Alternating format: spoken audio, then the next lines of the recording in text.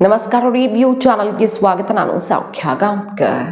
ರಾಜ್ಯ ಕಾಂಗ್ರೆಸ್ ನಾಯಕರಿಗೆ, ಸಿದ್ದು ಕ್ಯಾಂಪ್ ನಾಯಕರಿಗೆ, ದೊಡ್ಡ ದೊಡ್ಡ ಹುದ್ದೆ, ಸಚಿವ ಸ್ಥಾನ, DCM ಆಕಾಂಕ್ಷಿಗಳಿಗೆ ಖರ್ಗೆ ಅವರೇ ಈಗ ಬಿಗ್ ಶಾಕ್ ಕೊಟ್ಟಿದ್ದಾರೆ. DK ಕಡೆಗೂ ಲೆಕ್ಕ ಪಕ್ಕ ಮಾಡ್ಕೊಂಡ್ರ CM ಆಗೋದ್ರ ಜೊತೆಗೆ ತಾನು ಅಂದುಕೊಂಡಿದ್ದನ್ನು ಸಾಧಿಸೇ ಬಿಟ್ರ.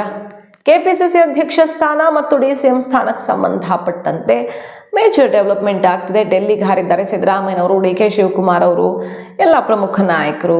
ಡೀಟೇಲ್ಸ್ ಇಡ್ತಾ ಹೋಗ್ತೀವಿ. ಮಿಸ್ ಮಾಡದೆ ನಮ್ಮ ಚಾನಲ್ನ ಸಬ್ಸ್ಕ್ರೈಬ್ ಮಾಡಿ, ನಿಮ್ಮ ಅಭಿಪ್ರಾಯ ಕಮೆಂಟ್ ಮಾಡಿ ತಿಳಿಸಿ. ಎಸ್ ವೀಕ್ಷಕರೇ, ಕರ್ನಾಟಕ ಪಾಲಿಟಿಕ್ಸ್ ಅಲ್ಲಿ ಏನೇನು ಆಗ್ತಾ ಇದೆ, ಎಲ್ಲ ಕ್ಷಣದ ಬೆಳವಣಿಗೆ ನೋಡ್ತಾ ಇದ್ದೀವಿ. ಈಗ ಜಮೀರ್ ಅಹಮದ್ ಖಾನ್ ಅವರ ಬಿಗ್ ಡೆವಲಪ್ಮೆಂಟ್ ನೋಡ್ತಾ ಇದ್ದೀವಿ. ಆಡಿಯೋ ಬ್ಲಾಸ್ಟ್ ಆಗಿ ಏನೇನಾಗಿದೆ ಅಂತ. ಅವರು ಕೂಡ ಡೆಲ್ಲಿಗೆ ಹೋಗ್ತಿದ್ದಾರೆ. ಅವರ ಆಡಿಯೋ ಬಗ್ಗೆ ಸಮಜಾಯಿಷಿ ಕೊಟ್ಟು ಬಂದಿದ್ದಾರೆ. ಸಿದ್ದರಾಮಯ್ಯನವ್ರ ಹತ್ರ ಎಲ್ಲ ಮಾತಾಡ್ಕೊಂಡು ಬಂದಿದ್ದಾರೆ. ಹೈಕಮಾಂಡ್ ಬಳಿ ಕೂಡ ಮಾತಾಡೋಕೆ ತೆರಳಿದ್ದಾರೆ ಅಂತ ಹೇಳಲಾಗ್ತಾ ಇದೆ. ಅವರ ಆಡಿಯೋ ಹೌದಾ ಅಲ್ವಾ ಅದೆಲ್ಲ ಅವರು ಯಾವ ರೀತಿ ಪ್ರತಿಕ್ರಿಯಿಸ್ತಾರೆ ನೋಡಬೇಕು.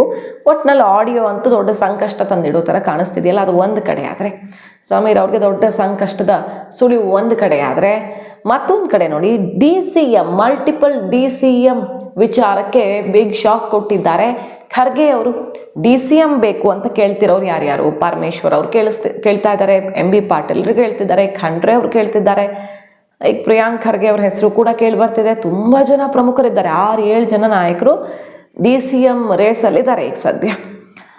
ಆದರೆ ಮಲ್ಲಿಕಾರ್ಜುನ್ ಖರ್ಗೆ ಅವ್ರು ಏನು ಹೇಳ್ತಿದ್ದಾರೆ, ಪ್ರಪೋಸಲ್ಲೇ ಇಲ್ಲ, ಇನ್ನು ನಾವು ನಿರ್ಧಾರ ಮಾಡ್ತೀವಿ ಏನು ಮಾಡಬೇಕು ಅಂತದೆಲ್ಲ, ಬಟ್ DCM ಹುದ್ದೆಗೆ ಇನ್ನೂ ಪ್ರಪೋಸಲ್ಲೇ ಬಂದಿಲ್ಲ ಅಂತಿದ್ದಾರೆ. ಇಷ್ಟೆಲ್ಲ ಜನ ಮುಗಿಬಿದ್ದಿದ್ರು ಕೂಡ ಯಾವ ಪ್ರಸ್ತಾಪವೂ ಇಲ್ಲ ಅನ್ನುವ ಮೂಲಕ DCMೇ ಮಾಡಲ್ವಾ ಹೈಕಮಾಂಡ್?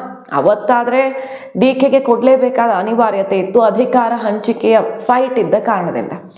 ಆದರೆ ಈಗ ಹೇಗೂ ಸಿದ್ದರಾಮಯ್ಯನವ್ರ ಅವಧಿ ಮುಗೀತು, DK ಸಿಂಗಲ್ CM ಅಷ್ಟೇನಾ? DCMಗಳ ರಗಳೆ, ಮಲ್ಟಿಪಲ್ DCMಗಳು, ಆ ಕಡೆ ಒಬ್ರು ಈ ಕಡೆ ಒಬ್ರು, ಪವರ್ ಸೆಂಟರ್ಗಳು, ಇದು ಯಾವುದು ಇರೋದಿಲ್ವಾ ಕರ್ನಾಟಕದಲ್ಲಿ? DK ಇದನ್ನ ಎನ್ಶೂರ್ ಮಾಡ್ಕೊಳ್ತಿದ್ದಾರಾ ಹೈಕಮಾಂಡ್ ಮೂಲಕ? ಯಾಕಂದ್ರೆ ಈ ರೀತಿ ಮಲ್ಟಿಪಲ್ ಜಾಗಗಳು ಹುಟ್ಟುಕೊಂಡ್ರೆ, ಹಿಂದೆ BJPಯಲ್ಲೂ ಸಿಕ್ಕಾಪಟ್ಟೆ ಗೊಂದಲ ಆಗಿತ್ತು. ಗೊಂದಲ ಆಗಿ ಯಾವುದು ತುದಿಗೆ ತಲುಪಲೇ ಇಲ್ಲ. ಆಮೇಲೆ ಸರ್ಕಾರಕ್ಕೆ ಬೇಕಾದಷ್ಟು ಸಂಕಷ್ಟ 2-3 DCM ಮಾಡಿ ಎದುರಾಯಿತು, ಗಮನಿಸಿದ್ದೀವಿ. ಆ ಎಕ್ಸಾಂಪಲ್ನು ತೋರಿಸಿ, ಮಲ್ಟಿಪಲ್ DCM ಮಾಡೋದ್ರಿಂದ ಸರ್ಕಾರಕ್ಕೆ ಹೆಂಗೆ ಸಂಕಷ್ಟ ಎದುರಾಗತ್ತೆ, ಪವರ್ ಸೆಂಟರ್ಗಳು ಸೃಷ್ಟಿ ಆದರೆ ಅವ್ರು ಏನೇನು ಮಾಡಬಹುದು ಅನ್ನೋದನ್ನೆಲ್ಲ ಮನವರಿಕೆ ಮಾಡಿಕೊಡುವಲ್ಲಿ ಯಶಸ್ವಿ ಆದ್ರ. ಈಗ ಸಿಂಗಲ್ DCM ಆದರೆ ಅದು ಪ್ರಿಯಾಂಕ್ ಖರ್ಗೆ ಅವ್ರು ಆಗ್ತಾರೆ, ಬಟ್ DCMೇ ಇಲ್ಲದಂತೆ ಮಾಡಿಬಿಡ್ತಾರ DK ಶಿವಕುಮಾರ್ ಅವರು ಅನ್ನೋದೊಂದು ಭಾರಿ ಕುತೂಹಲ ಇದೆ. ಹಂಗಾಗ್ಬಿಟ್ರಂತೂ ಬಹುತೇಕ ಸೀನಿಯರ್ಸು ಬರೀ ಮಂತ್ರಿಗಿರಿಗೆ ಸೀಮಿತ ಆಗಬೇಕಾಗತ್ತೆ. ಅದು ಮಂತ್ರಿಗಿರಿಗೆ ಸೀಮಿತ ಆಗೋದು, ದೊಡ್ಡ ಖಾತೆ ತಗೊಂಡು ಸಮಾಧಾನವಾಗಿ ಇದ್ದು ಬಿಡ್ಬೋದಿತ್ತು.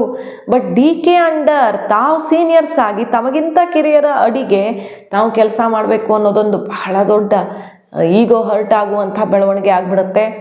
ಸೊ ಅದು ಏನೇನಕ್ಕೆ ದಾರಿ ಮಾಡುತ್ತೆ ಗೊತ್ತಿಲ್ಲ. ಹೈಕಮಾಂಡ್ ಈಗ ಮಾಸ್ಟರ್ ಸ್ಟ್ರೋಕ್ ಕೊಟ್ಟಂಗೆ ಕಾಣಿಸ್ತಿದೆ ಸಿದ್ದು ಬಣದ ನಾಯಕರಿಗೆ. ಏನು ಪ್ರಪೋಸಲ್ಲೇ ಇಲ್ಲ, ಬಂದಾಗ ನೋಡ್ತೀವಿ ಅಂತಿದ್ದಾರೆ ಖರ್ಗೆ ಅವರು. DCM ಸ್ಥಾನದ ಬಗ್ಗೆ, ಇನ್ನು KPCC ಅಧ್ಯಕ್ಷ ಕುರ್ಚಿ ಕೂಡ ಸತೀಶ್ ಜಾರಕಿಹೊಳಿ ಅವ್ರಿಗೆ ಸಿಗತ್ತಾ ಸಿಗಲ್ವಾ ಅನ್ನುವಂಥ ಒಂದು ಸಂಕಷ್ಟ ಕಾಣಿಸ್ತಿದೆ. ಅವರೇ ಹೇಳ್ತಿದ್ದಾರೆ, ನನ್ನೊಬ್ಬನೇ ಇದ್ದೀನಿ, ನನ್ನೊಬ್ಬನ ಹೆಸರು ಮಾತ್ರ ಇದೆ ರೇಸಲ್ಲಿ ಅಂತ ಹೇಳೋಕ್ಕಾಗಲ್ಲ, ನೋಡೋಣ ಏನಾಗುತ್ತೆ ನೋಡೋಣ ಅಂತಿದ್ದಾರೆ.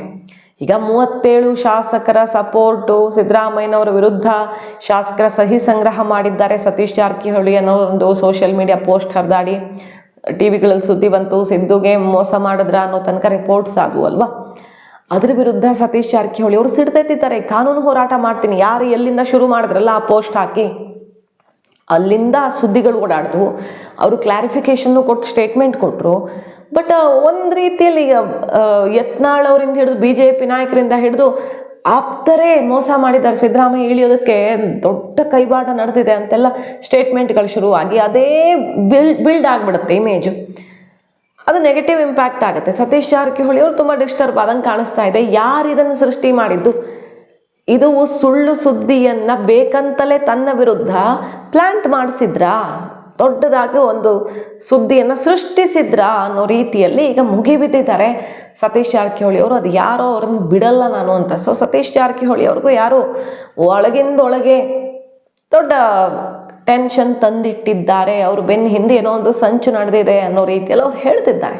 ಈಗ ಯಾರದು ಹಾಗಾದರೆ? ಸತೀಶ್ ಜಾರಕಿಹೊಳಿ ಅವರ ಹೆಸರನ್ನು ಹಾಳು ಮಾಡಿ ಅವ್ರಿಗೆ KPCC ಅಧ್ಯಕ್ಷ ಸ್ಥಾನ ಸಿಗದಂತೆ ಮಾಡಿ, ಸಿದ್ದರಾಮಯ್ಯನವರು ಅವ್ರ ಪರವಾಗಿ ಬಾರ್ಗೇನ್ ಮಾಡದಂತೆ ಮಾಡಿ, ಯಾರದು ಹಾಗಾದರೆ? ಎಲ್ಲ ಫಿನಿಶ್ ಮಾಡ್ತಿರೋದು. ನೋಡ್ಬೇಕು, ಇನ್ನೂ ಪ್ರಪೋಸಲ್ ಯಾವುದೂ ಬಂದಿಲ್ಲ. ಪ್ರಪೋಸಲ್ ಬಂದ ಮೇಲೆ ಎಷ್ಟು ಮಿನಿಸ್ಟರ್ ಮಾಡಬೇಕು, ಎಷ್ಟು DCM ಮಾಡಬೇಕು, ಅಥವಾ ಇಂಪಾರ್ಟೆಂಟ್ ಚೇರ್ಮನ್ಗಳನ್ನೂ ಇದ್ರ ಜೊತೆಯಲ್ಲೇ ಮಾಡಬೇಕು, ಇವೆಲ್ಲ ಚರ್ಚೆ ನಡೆದಿದೆ. ಅದು 3ನೇ ತಾರೀಕು ಆದಮೇಲೆ ಗೊತ್ತಾಗ್ತದೆ.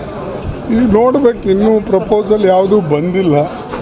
ಪ್ರಪೋಸಲ್ ಬಂದ ಮೇಲೆ ಎಷ್ಟು ಮಿನಿಸ್ಟರ್ ಮಾಡಬೇಕು, ಎಷ್ಟು DCM ಮಾಡಬೇಕು, ಅಥವಾ ಇಂಪಾರ್ಟೆಂಟ್ ಚೇರ್ಮನ್ಗಳನ್ನೂ ಇದ್ರ ಜೊತೆಯಲ್ಲೇ ಮಾಡಬೇಕು, ಇವೆಲ್ಲ ಚರ್ಚೆ ನಡೆದಿದೆ. ಅದು 3ನೇ ತಾರೀಕು ಆದಮೇಲೆ ಗೊತ್ತಾಗ್ತದೆ. ಇನ್ನು ಬಂದಿಲ್ಲ ಪ್ರಪೋಸಲ್, ಅಂದರೆ 8 ಮಾಡ್ತಾರೋ 10 ಮಾಡ್ತಾರೋ, ಅವ್ರ ಪ್ರಪೋಸಲ್ ಬಂದಿಲ್ಲ.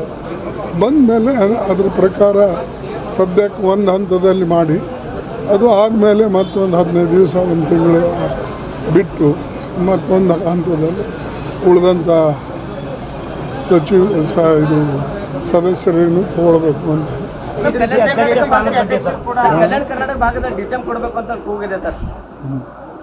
ಓಕೆ, ಮತ್ತೆ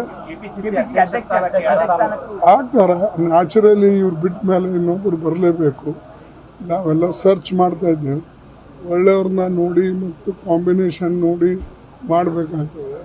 ಪಾರ್ಟಿ ದೃಷ್ಟಿಯಿಂದ, ಮುಂದೆ ಪಾರ್ಟಿ ಕಟ್ಟೋ ದೃಷ್ಟಿಯಿಂದ, ಮತ್ತು ವಿಶೇಷವಾಗಿ ಈ ಒಂದು ಈಗ ನಮಗೆ ಕೇವಲ ಈಗ 24 ತಿಂಗಳಿರೋದ್ರಿಂದ ಭಾಳ ಸ್ಪೀಡವಾಗಿ ಕೆಲಸ ಮಾಡ್ತಕ್ಕಂಥ ಮತ್ತು ಕಲೆಕ್ಟಿವ್ ಆಗಿ ಇದ್ದು ಎಲ್ಲರೂ ಕೂಡಿ ಹೋಗ್ತಕ್ಕಂಥ ಒಬ್ಬ ನಾಯಕನನ್ನು ನಾವು ಹುಡುಕಬೇಕು. ಅವ್ರ ಜೊತೆಯಲ್ಲಿ ಕೋಆಪರೇಟ್ ಮಾಡ್ತಕ್ಕಂಥ ಜನನೂ ಕೂಡ ಇರಬೇಕಾಗ್ತದೆ. ಇದ್ರದ್ದೆಲ್ಲ ವಿಚಾರ ಮಾಡಿ ನಾವು ಮಾಡ್ತಾ ಇದ್ದೀವಿ.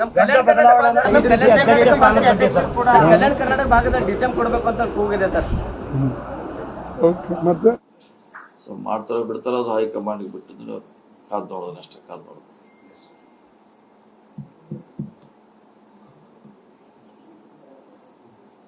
ಸರ್, ಹೆಚ್ಚುವರಿ DCM ಬಗ್ಗೆ ಏನಾದ್ರು ಕ್ಲಾರಿಟಿ ಇನ್ನೂ ಬಂದಿಲ್ಲ? ಕ್ಲಾರಿಟಿ ಇಲ್ಲ, ಇನ್ನು ಚಾಲೋಲ್ಲ. ಇವತ್ತಿಂದ ಮಂತ್ರಿಮಂಡಳ ಇನ್ನು ಸ್ಟಾರ್ಟ್. ಇವತ್ತಿಂದಾರೆ ಮಂತ್ರಿಮಂಡಳ DCM ಬೇಕು ಬೇಡೋ, ಒಟ್ಟು ಅದಕ್ಕೆ ಲಾಭ ಆಗ್ತೈತೆ ನಷ್ಟ ಆಗ್ತೈತೆ, ಪಕ್ಷದಲ್ಲಿ ಎಲ್ಲ ಚರ್ಚೆ ಮಾಡ್ತಾರೆ.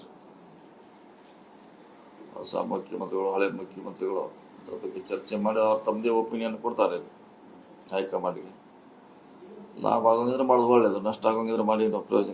ಒಂದ್ ಕಡೆ ಜಮೀರ್ ಅವರು ಈಗ ಏನು ಸಮಜಾಯಿಷಿ ಕೊಡ್ತಾರೆ ಗೊತ್ತಿಲ್ಲ.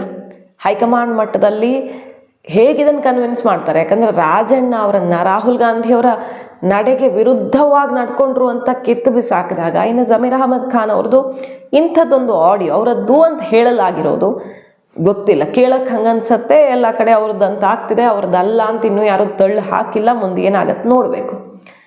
ಸೊ ಈ ರೀತಿಯ ಆಡಿಯೋ, ಬರೀ ಆಡಿಯೋ ಒಂದೇ ನಂಬ್ಕೊಂಡಲ್ವಲ್ಲ, ಹಿಂದೆ ಕಂಪ್ಲೇಂಟ್ ಇತ್ತು, ಪಕ್ಷದಿಂದಾನೇ ಕಂಪ್ಲೇಂಟ್ ಇತ್ತು, ಸಾಕ್ಷಿ ಇದೆ, ನಮ್ಗೆ 10 ಕೋಟಿ ಪಕ್ಷದ ವಿರುದ್ಧ ಹಂಚಿದ್ದಕ್ಕೆ ಅಂತೆಲ್ಲ ಸಿಡ್ದೆದ್ದಿದ್ರು ನಾಯಕರು, ಮುಸ್ಲಿಂ ನಾಯಕರೆಲ್ಲ ಆಕ್ರೋಶ ಹೊರಹಾಕಿದ್ರು. ರಿಜ್ವಾನ್ ಅರ್ಷದ್ ಅವರು, ಇವರು ಸಲೀಂ ಅವರು, ಅವರ ಸ್ಟೇಟ್ಮೆಂಟ್ಗಳನ್ನು ನೋಡಿದ್ವಿ. ಈಗ ಬೇರೆ ಮುಸಲ್ಮಾನ್ ನಾಯಕರು ಯಾರೂ ಬೆಳೆಯೋಕ್ಕಾಗ್ತಿರ್ಲಿಲ್ಲ ಜಮೀರ್ ಅವರಿಂದ ಅನ್ನೋದೊಂದು ಬೇಜಾರಿತ್ತು. ಸೊ ಸೂಕ್ತ ಸಮಯ ಕೂಡ ಬಂತ DK CM ಆಗ್ತಿರೋದಿಕ್ಕೂ.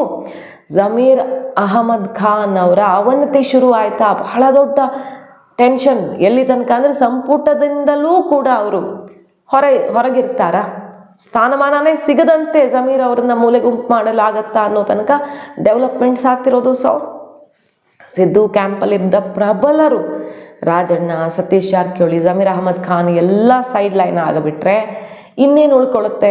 MB ಪಾಟೀಲ್ರಿಗೆ, ಪರಮೇಶ್ವರ್ ಅವ್ರಿಗೆ ಎಲ್ಲ DCM ಸಿಗದೆ ಹೋದ್ಮೇಲೆ ಅವರು ಪವರ್ ಸೆಂಟರ್ ಆಗೋ ಉಳ್ಕೊಳ್ಳಲ್ಲ. ಭವಿಷ್ಯದಲ್ಲಿ 28ಕ್ಕೆ ನಾವು ಆಗ್ತೀವಿ, ಹೆಂಗೂ ಕೊಟ್ಟಾಗಿದೆ, DKಗೆ 2 ವರ್ಷ ಆಗೋಗಿದೆ ಅಂತ DKಗೆ ಪೈಪೋಟಿ ಕೊಟ್ಟು ಮತ್ತಿದೇ ಟೆನ್ಷನ್ ಏನು ಸೃಷ್ಟಿಯಾಗಿತ್ತಲ್ಲ, ಅದೇ ರೀತಿಯಲ್ಲಿ ಹಗ್ಗ ಜಗ್ಗಾಟ ಸೃಷ್ಟಿಯಾದರೆ ಮತ್ತೆ ತಲೆನೋವು ಅಲ್ವಾ DK ಶಿವಕುಮಾರ್ ಅವ್ರಿಗೆ. ಸೊ DK ಶಿವಕುಮಾರ್ ಅವರ ದಾರಿ ಎಲ್ಲ ಒಂದೊಂದೇ ಕ್ಲಿಯರ್ ಆದಂಗೆ ಕಾಣಿಸ್ತಿದೆ, ಅಥವಾ ಬಹಳ ಪೂರ್ವ ಸಿದ್ಧತೆಯಿಂದಲೇ ಕ್ಲಿಯರ್ ಮಾಡ್ತಾ ಇದ್ದಾರಾ? ಯಾರಾದರೂ ಅವರವರ ವಿರೋಧಿಗಳು ಅನ್ನೋದನ್ನು ಕಾದು ನೋಡಬೇಕು. ಒಟ್ಟಾರೆಯಾಗಿ ಈಗ DCM ಸೃಷ್ಟಿಯಾಗೋದೇ ಅನುಮಾನ ಅಂತ ಹೇಳಲಾಗ್ತದೆ.